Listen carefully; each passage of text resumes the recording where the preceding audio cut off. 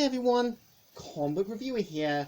This time we're reviewing on Constantine, the House of Mystery. Now, as you know, Constantine is a 2022 animated short DC film from their Showcase series that is meant to follow up the conclusion of Justice League Dark Apocalypse War, as well as giving a glimpse to what happened in the new timeline, which is meant to be the Tomorrowverse.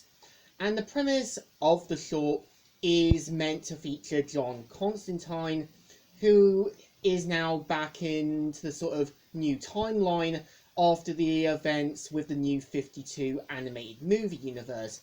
Here we do kind of see how Constantine is now back with his friends, his family, and everything else, but there seems to be something wrong. Anytime Constantine notices something's wrong, we see how characters like Satana, Jason, Jack end up basically turning into demonics and trying to kill him.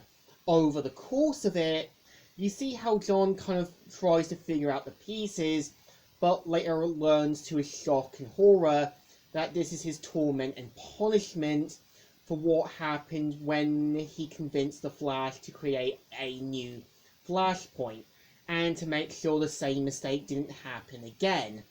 I think what makes the short work is that it feels like an ending story to John Constantine, as well as giving a glimpse to what happened after the new 52 animated movie universe, as the message of the story is that any action will have repercussions, and repercussions will always come with a price.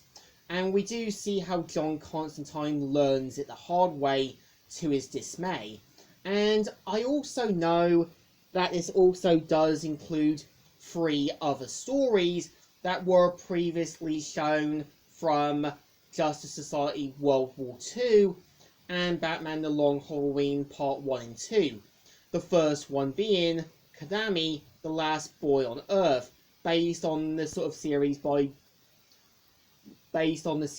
Jack Kirby, which is meant to be based on the short on Kadami 29, which you follow Kadami and his friends trying to kind of prove that one of them is the Mighty One, known as Superman.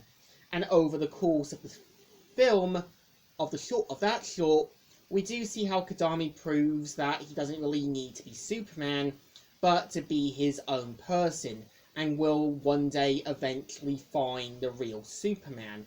And the message of the story is that you don't need something to prove that you're a savior, you can be your own hero.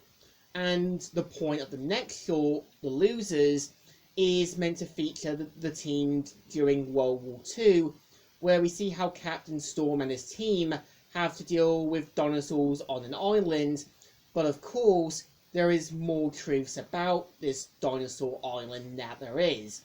And the message of the story is trying to fix a simple mistake caused by those wanting to do harm.